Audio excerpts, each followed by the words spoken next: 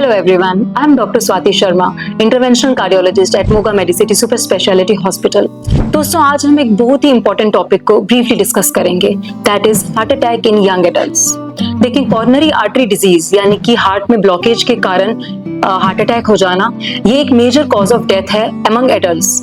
आप समझिए कि पिछले 40 सालों में इसका प्रेवलेंस 4 गुना बढ़ चुका है और इम्पोर्टेंट बात यह है कि 25% of the individuals are younger than 40 years of age. That is a matter of major concern. चलिए अब बात करते हैं इसके कारणों के बारे में। बहुत सारे कारण हैं जैसे कि family history, obesity, premature hypertension, diabetes, physical inactivity, unhealthy lifestyle, drug abuse, smoking, ये सारे इसके मेन कारण हैं। अब हमें करना क्या है? एज ए सोसाइटी हमें अवेयर होने की जरूरत है, हमें एजुकेट होने की जरूरत है। So it is very important to pay attention to your symptoms, listen to what your body is saying, listen to what your body is trying to convey to you.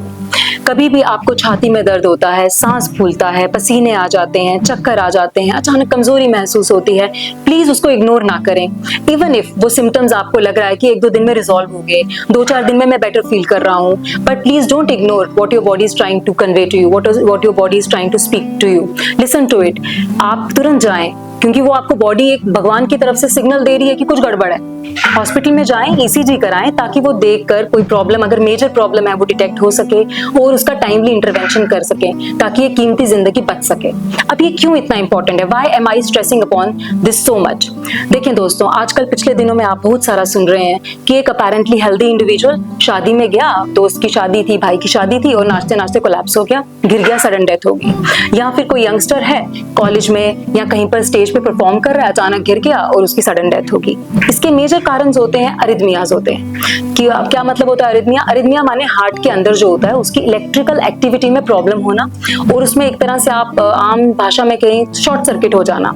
उससे धड़कन की इरेगुलरिटीज होती हैं, pumping efficient नहीं हो पाती है और पेशेंट की सडन डेथ होने के चांसेस होते हैं। या फिर कोई मेजर ब्लॉकेज हो जाना, जो कि बड़ा क्लॉट आ गया, बड़ी आर्टरी में क्लॉट हो गया और आर्टरी का शटडाउन हो गया और हार्ट अटैक मेजर हो गया, जिसके कारण पेशेंट की डेथ होगी।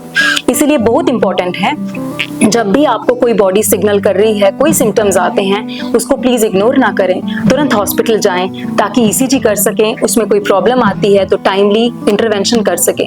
बिकॉज इन सब में हार्ट के लिए क्या इंपॉर्टेंट है? Muscle is minute. That means कि हर मिनट के साथ साथ जो आपका दिल का मसल है ना, उसकी अगर ब्लड सप्लाई कॉम्प्रोमाइज होती है, वो डेड होने स्टार्ट हो जाता है।